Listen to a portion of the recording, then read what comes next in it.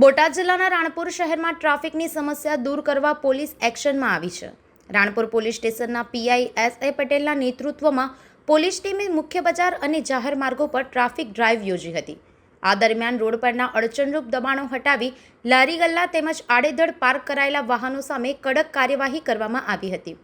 Police દ્વારા વેપારીઓ અને વાહન ચાલકોને ચેતવણી આપવામાં આવી છે કે ફરીવાર રોડ પર દબાણ કે ગેરકાયદે પાર્કિંગ કરવામાં આવશે તો કડક કાયદેસરની કાર્યવાહી થશે।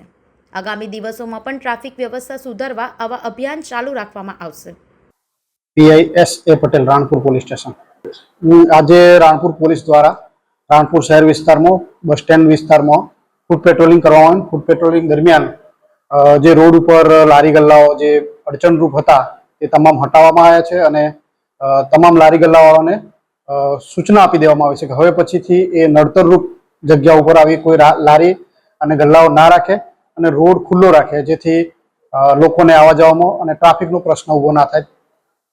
નહીં, હવેથી લગભગ એકાદ દિવસ છોડીને રોજે રોજ ફૂટ પેટ્રોલિંગ રાખવાનો આવે છે અને રોજે રોજ આ લોકોને હટાવવામાં આવે છે અને જે કાયદેસર કાર્યવાહી પણ કરવામાં આવે છે, લાવી અને એમના વિરુદ્ધમાં એફઆઈઆર પણ કરવામાં આવે છે।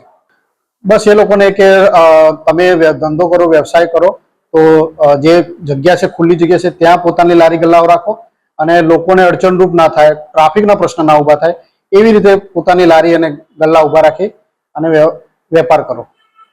બોટાદથી વિપુલ લુહાર, B1 ન્યૂઝ, વડોદરા।